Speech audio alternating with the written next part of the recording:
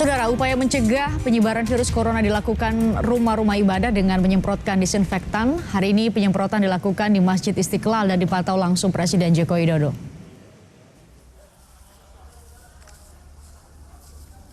Demi mengantisipasi penyebaran virus corona dan menjamin kenyamanan jemaah beribadah, Masjid Istiqlal mengambil langkah melakukan sterilisasi dengan menyemprotkan disinfektan.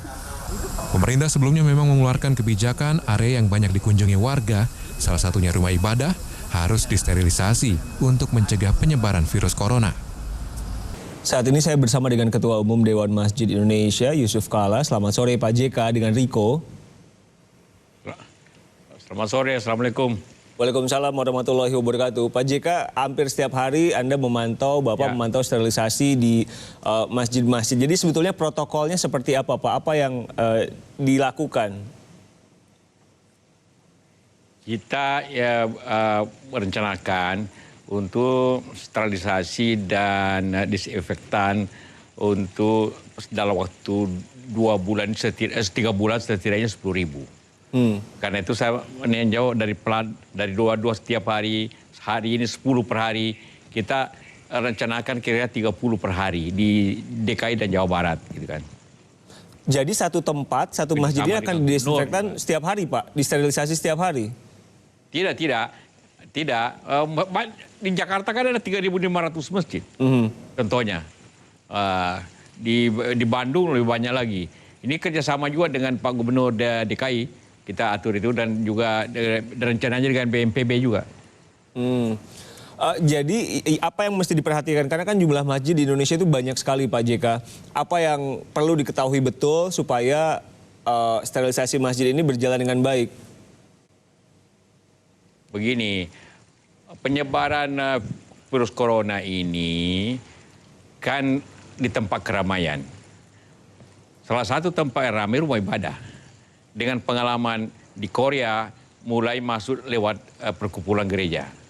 Di Iran masuk dari rumah tempat ibadah juga. Tentu tempat ibadah Syiah, tentu masjid, sekolah-sekolah di situ di Italia juga banyak tempat-tempat ibadah sehingga banyak ditutup. Di Malaysia kemarin saja terjadi itu di dekat masjid perkumpulan itu, artinya adalah bahwa dimanapun tempat ramai, tidak memandang apakah itu pasar seperti Wuhan, gereja di Korea, masjid di Malaysia dan juga di Iran, itu semua mempunyai risiko yang besar akibat kita ramai dan sujud di tempat itu, sehingga tempat sujud harus dibersihkan total. Dibersihkan total, tentu juga butuh kesadaran dari jamaahnya ya Pak ya. Apa yang kemudian dikatakan kepada para jamaah supaya ini semua bisa berjalan baik? Ini kita Dewan Masjid hanya kasih contoh, gerakan. Dari gerakan itu akan dilanjutkan oleh masyarakat terus-menerus. Seperti pembersihan masjid, itu harus tiap hari, tidak-tidaknya tiap Jumat. Tapi kalau bisa tiap hari untuk dikarbol. Karena itu kita akan kerahkan mengupayakan 2 juta liter karbol untuk dibagikan ke daerah-daerah dalam waktu 2 bulan. 2 juta karbol ke daerah-daerah dalam waktu 2 bulan. Ini akan dibagikan? Iya, 2 juta liter. Oh, 2 juta liter, oke. Imbauan lainnya Pak, seperti misalkan warga juga kan tidak mungkin, apalagi dekat bulan Ramadan, sholat Jumat dan lain-lain. Apa yang mesti diperhatikan betul oleh warga, misalkan sejadah dan lain-lainnya? Intinya kebersihan dan juga sterilisasi. Karena itu salah satu edaran DMI, kalau ke masjid bawa sajadah sendiri. Karena kalau saya sendiri bawa pulang, besok bisa dicuci, kalau ada apa-apa dibersihkan lagi, dipakai lagi. Kalau tempat umum kan ada risikonya kan. Jadi harus bawa sendiri. Kalau yang sakit batu-batu dan demam, salatnya di rumah. Kemudian terjadi pembersihan total di masjid. Intinya adalah jaga kebersihan begitu ya Pak JK ya? Iya, kebersihan masyarakat. Nah ini hanya contoh saja. Itu kemudian akan dilanjutkan oleh masyarakat. Ini tidak mahal ongkosnya. Beli karbol itu kan antara 10 dan 15.000 per liter kan. Oke. Jadi Pak JK, hari kan cuma 30.000. Oke, jadi gerakan ini sebetulnya untuk memacu warga supaya penyebaran corona tidak bertambah, yaitu dengan ini hanya gerakan untuk memacu begitu ya Pak ya. Oke, Pak JK, ini kan semua preventif yang dilakukan. Ya. Nah, menurut memang Bapak, tugas organisasi. Ya, kita ada delay sebentar Pak, jadi komunikasinya agak terganggu. Nah, ini kan semua yang dilakukan preventif Pak JK. Menurut Bapak, kalau tadi kan dijelaskan oleh juru bicara penanganan corona, hasil tracingnya terus bertambah. Kapan kita harus lebih agresif menurut Bapak untuk menangani corona ini?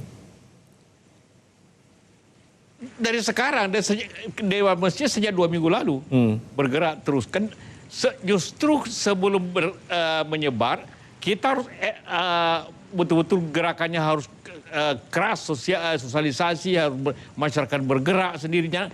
Kalau nanti sudah meledak besar kayak di Cina baru bergerak, sudah telat. Justru waktu tidak ada kasusnya, maka kita bergerak supaya tidak ada kasus. Sekarang kan makin bertambah. Ini kalau bertambah itu kan pakai deret ukur. 1 orang menyebar ke 4 orang, 4 ini menyebar lagi ke 4 orang. Ini kan deret ukurnya begitu. Jadi cepat sekali. Karena itu bagaimana diputuskannya.